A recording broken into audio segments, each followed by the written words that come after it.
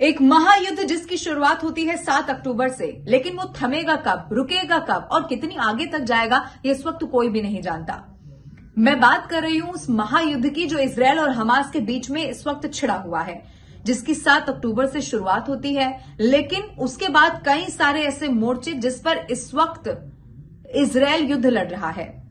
इस वक्त युद्ध में अगर सबसे ज्यादा 3 कोई ऐसे नाम जो चर्चा में है वो कौन कौन से हैं? इजराइल है, वो हमास है और तीसरा हिजबुल्ला है। हिजबुल्ला जो कि लेबनान का चरमपंथी संगठन है, वो हिजबुल्ला जो हमास का हमलों में समर्थन करता है, जो इजराइल पर बमबारी करता है, इजराइल के अलग अलग ठिकानों को निशाना बनाता है। लेकिन ये वही हिजबुल्ला भी है जो हमले सहता भी है, क्योंकि इजराइल भी अब हिजबुल्ला के जो ठिकाने हैं खासतौर पर लेबनान में वहां पर हमले कर रहा है। आज इस वीडियो में हम इसी बारे में बात करने वाले हैं कि हिजबुल्ला जब हमले कर भी रहा है, जब हमले सह भी रहा है, तो फिर आखिर कौन सा डर, कौन सा खौफ सता रहा है? क्या परिस्थितियां इस वक्त उसे लग रहा है कि उसे आगे बढ़ने से रोक रही हैं? शुरुआत करते हैं। इस वीडियो को आखिर तक आप जरूर देखिएगा, क्योंकि इस वॉर से जुड़ा हुआ एक एक अपडेट इस वीडियो में मैं आपको जरूर बताऊंगी। अगर आप वॉर की खबरों से जुड़ी जानकारी रखना पसंद करते हैं तो जरूर मैं आपको अपडेट भी बता दूंगी कि इस वक्त इस युद्ध में चल क्या रहा है। शुरुआत करते हैं। मैं आपको पहले बता देती हूं कि इजराइल अब ग्राउंड ऑपरेशन कर रहा है। इस पूरे युद्ध में, इस महायुद्ध में सबसे बड़ा अपडेट यही है कि चारों तरफ से गाजा को घेर चुका है, गाजा के अंदर दाखिल हो चुका है, और दाखिल होने के साथ साथ जो ठिकाने हैं जो हमास के आतंकियों ने बनाए हैं, जहां पर कहीं पर हथियार रखा हुआ है, कहीं पर उन्होंने सुरंगें बना रखी हैं, वो सब कुछ चुन चुनकर अब वो खत्म करने की पूरी तैयारी से वहां पर घुस चुके हैं। तीसरी तरफ, क्योंकि ये तो दोनों की आपसी लड़ाई है, लेकिन तीसरा मोर्चा, तीसरा फ्रंट हिजबुल्ला है। और जब मैं हिजबुल्ला कहती हूं तो उसका सीधा कनेक्शन लेबनान से है। लेकिन जैसा कि मैंने आपको बताया, आज मैं आपको ये बताऊंगी कि हिजबुल्ला आखिर ऑफिशियल, औपचारिक तौर पर इतना घबरा क्यों रहा है ये कहने से कि वो युद्ध में कूद चुका है। एक कारण इसका ये है कि हिजबुल्ला अपने मुल्क के हालात जानता है। मुल्क के हालात का मतलब ये है कि इसे और थोड़ा आसान भाषा में मैं आपको समझाती हूं। जो साउथ लेबनान है वहां पर इजराइल की तरफ से भी हमला किया गया, और उसके बाद जो लोग वहां पर रहते हैं वो बहुत गुस्से में आ गए। उनको इस बात का गुस्सा हुआ, इस बात से वो नाराजगी उनकी हुई कि जब हम लोगों पर हमला किया जा रहा है इजराइल की तरफ से, तो फिर हिजबुल्ला कम से कम अब हमारी रक्षा के लिए ये तो कहे कि हम युद्ध का ऐलान कर चुके हैं। लेकिन जिस इलाके की मैं बात कर रही हूं, और खासतौर पे राजधानी बेरूत, और ये वही बेरूत है जिसके बारे में आगे मैं आपको ये भी बताने वाली हूं कि कैसे बेरूत को गाजा बनाने की तैयारी इस वक्त इजराइल ने कर ली है। लेकिन बेरूत के जो आसपास का इलाका है वहां पर 1-1.5 लाख से भी ज्यादा तादाद में वो लोग रहते हैं जो शरणार्थी हैं। यानी कि 1948 में जब इजराइल बना तो वो लोग वहां पर आ गए और वो तब से वहीं पर रहते हैं, यानी कि वो वहीं पर शरण लिए हुए हैं। वो लोग बहुत ज्यादा नाराज हैं हिजबुल्ला से कि अगर लेबनान तक बात आ पहुंची है तो लेबनान के लोगों की रक्षा क्यों नहीं की जा रही।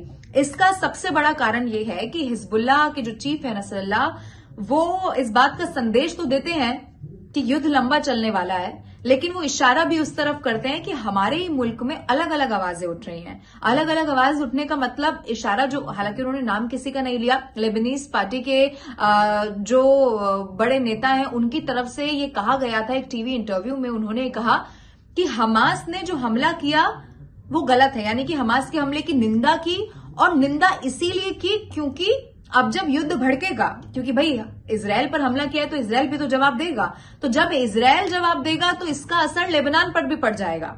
यानी कि वो हमास जिसका समर्थन तो हिजबुल्ला कर रहा है, हिजबुल्ला साथ में मिलकर वहां पर अटैक कर रहा है, लेकिन वहीं के नेता ये कहते हैं कि हमास का हमला गलत है और इसका असर लेबनान पर भी पड़ जाएगा।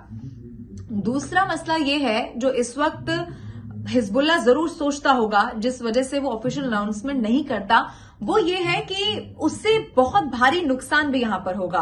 और जब मैं नुकसान कहती हूं तो आप गाजा की हालत देखिए।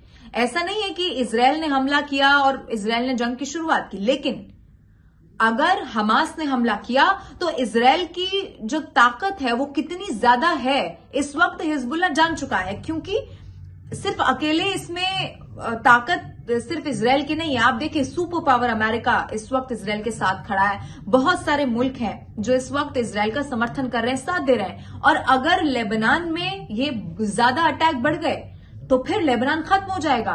तो फिर उस लेवल पर क्या सामना कर पाएंगे, ये हिजबुल्ला इस वक्त सोच रहा है। और यही कारण है कि वो ऑफिशियली तौर पर अनाउंसमेंट नहीं करता या युद्ध में कूदने की बात नहीं करता। अब जिस बेरूत का मैंने जिक्र किया, और ये बेरूत का वो इलाका है, बेरूत का जितना भी आसपास का आप इलाका देखेंगे मैप पर जाकर, तो आपको ये समझ में आएगा कि ये सारा इलाका वो है जहां पर वो लोग जो फिलिस्तीनी है यहाँ के, यानी कि जब इजराइल बना वो यहां पर आ गए, लेकिन वो लेबनान में रहते हैं। जो फिलिस्तीन के नागरिक लेबनान में रहने वाले हैं वो इस वक्त बहुत ज्यादा भड़क गए हैं।